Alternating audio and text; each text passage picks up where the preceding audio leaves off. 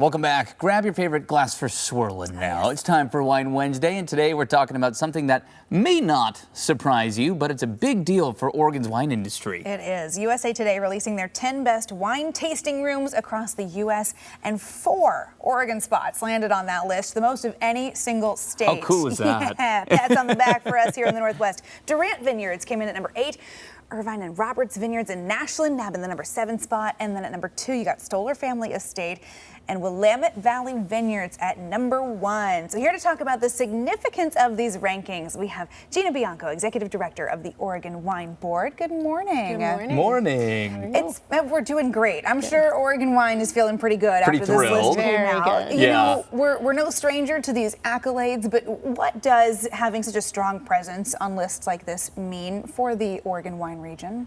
Well, first and foremost, it's recognition of Oregon being a world-class wine region as a whole, and whenever any of our wineries get accolades, or the 2 regions that were nominated and won, it certainly elevates the entire industry, and we encourage people to come and visit and learn why these wineries and these regions are so amazing. I mean, sometimes we talk about Oregon's wine industry as if it's, you know, a little bit younger, because it is compared to other places of the globe especially, but even in the U.S.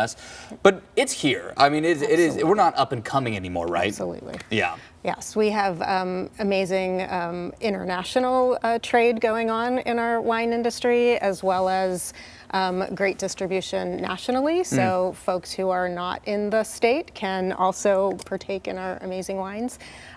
We have numerous grape varieties that we grow here, and those are growing all the time. New plantings are going in with new grapes, and certainly focused for where climate change is going, and you know, the industry really needs to be paying attention to that as time goes on. Sure. And we have very unique soils, and which make Oregon wines comparable to some French regions that we won't name. No, we're talking New World only right now. Exactly. Well, and you did mention both of Oregon's wine growing regions, you know, landing on this list. I know we focus often in on the Willamette Valley because we're so close right here in Portland. Exactly. But yeah, to see Southern Oregon get a nod as well, remind folks about what is just a few more hours to our south. Absolutely.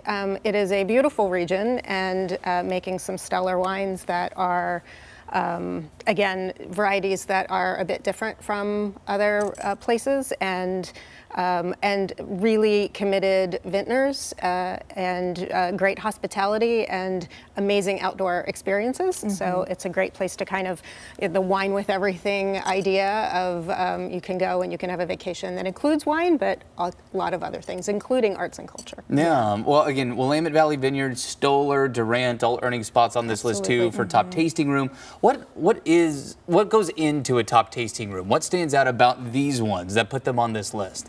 I think they have really great following. They've been around for quite a while.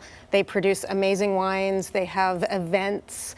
They have experiences indoors, outdoors. They have wines that are approachable, and they have amazing hospitality, which is so important, and people feel welcome. And I think the other amazing thing about Oregon wine is that everyone who is in the wine industry just is so energetic and excited about what they do.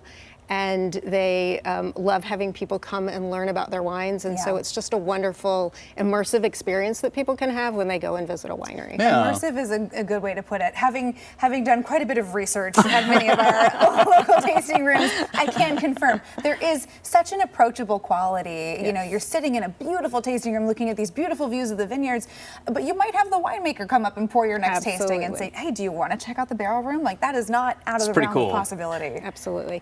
And I think flexibility around the experiences that can be had, and a lot of wineries are now moving toward a more engaged opportunities that they can have a conversation with the person before they come, or the group, and set up something that's special to that situation. So it's really fun. That's great. Well, if somebody's watching this and you're like, okay, I need to check these places out, what is your pro tip in planning your wine trip, your wine vacation?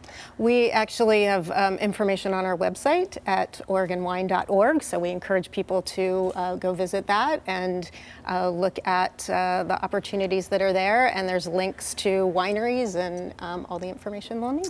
Yeah, you guys do a great job of celebrating everyone's victories and stuff like this. Just, I mean, the awards keep on piling on. We got a good thing going here It's in very Oregon. exciting. Gina, thanks for being here. Thank you. And cheers to all of our fabulous Oregon winemakers. If you'd like to learn more about the tasting rooms that landed on this 10 best list, or how you can plan your perfect trip to Oregon wine country, we got a link to all the resources from the Oregon Wine Board on coin.com.